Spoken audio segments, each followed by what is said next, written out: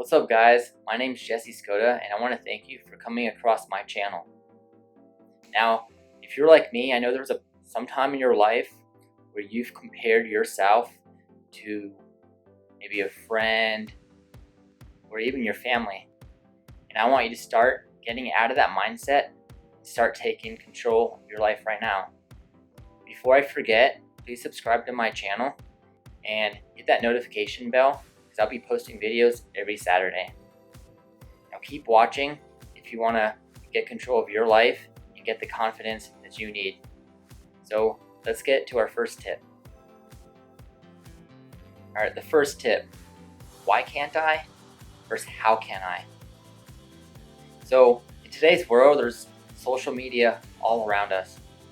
So you may be seeing someone post on social media on maybe a place that they've been to, like Jamaica, or maybe someone got a new, excelling in their business, or even maybe you have an old colleague that's in the same career field as you, but they got a gig that you always wanted.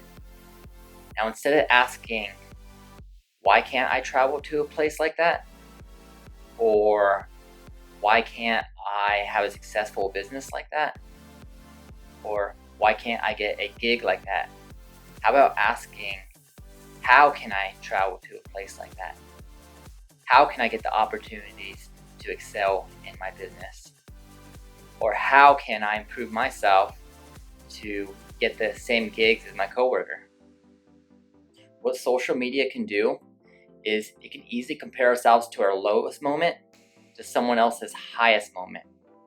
And most of the time it shows their glamorous life. So everything that you see on social media is probably a highlight reel of your life.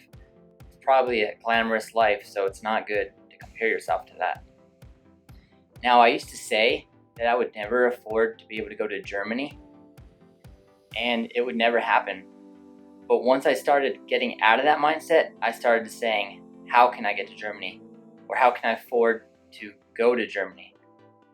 So once I started changing the why to the how, I started getting out of the poor mindset compared to the rich mindset. Because as a poor mindset, you're already thinking you can't do it, and you've already given up before you even tried. Now you've seen other people live these lives, so you need to keep in mind that it's not impossible. It might seem like it's impossible, but if you see other people do it, then that means it could be possible, which brings me to tip number 2. So admire your detours. So I'll give you an example. You and a friend are driving all the way in South Carolina. So your friend might get there faster, but you, on the other hand, you decided to take detours. Like you decided maybe to eat somewhere. You had to stop at a rest stop for a break. Well, I want you to keep in the mindset that you're still going to end in the same spot. You're still both going to finish. Just one might need to get there faster than you. So it doesn't matter how fast you are, or if you go even slower. So the tip is to make sure you put on your blinders, because it's really hard not to compare yourself. But the more that your blinders are up, a lot more better you're going to feel about your attitude, and you're not going to feel down on yourself. So me personally, there was a time for probably like a month or 2 months where I wasn't talking to anyone except family.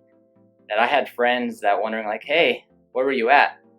But I had to disconnect from all social media, and I just the gym. I started reading books. I started studying for my career. I wanted to really disconnect from social media. And after those 30 days, it really helped make myself better. And I felt like I really know what I wanted to do in life. Like I like calling that soul searching, as to speak. The last tip that I want to give you guys is what it's going to cost you. Now, what I mean by this is, so when I was in grade school, we had a little mentorship session, and I still remember it to this day. So they wanted us to list 3 things that we're trying to avoid. So for me, I put I wanted to avoid, working out. I wanted to avoid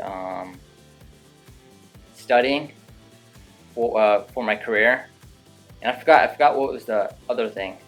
And then they wanted us to list why we wanted to avoid those things. So from not wanting to work out, I didn't want to have to eat healthy. I wanted to basically just eat whatever I want and just sit down and watch TV. And for studying, I wanted to spend more time just hanging out with my friends and not have to worry about that. And then for the third step that they wanted us to do, they wanted us to what would be our loss for not doing this. So basically, let's say we don't go to the gym, so we would be in bad shape, in bad health, like not the very best, like run out of breath easily. Now it seems pretty ridiculous for that opportunity cost to exercise maybe 2-3 times, do some light cardio a week, to feel like that you're going to be running out of breath, that you're not going to live a healthy lifestyle. So if you take in microeconomics, then you could pretty much say it's like opportunity cost. So you're taking one thing, but you're also giving up another. So it really should be an easy decision on you asking yourself what it's going to cost you. By practicing these tips, you start realizing how dumb it is for you to have these small excuses to make a big change in your life. No matter if it's about this or something in your own personal life. So you need to go ahead and take the leap. And if you keep having these feelings, I promise you that you're gonna have a hard time overcoming obstacles. So if you take these 3 mind tricks, mind hacks, it will help you on not feeling behind in life and start taking control of your own life. So these 3 mind tricks, they've helped me overcome a lot.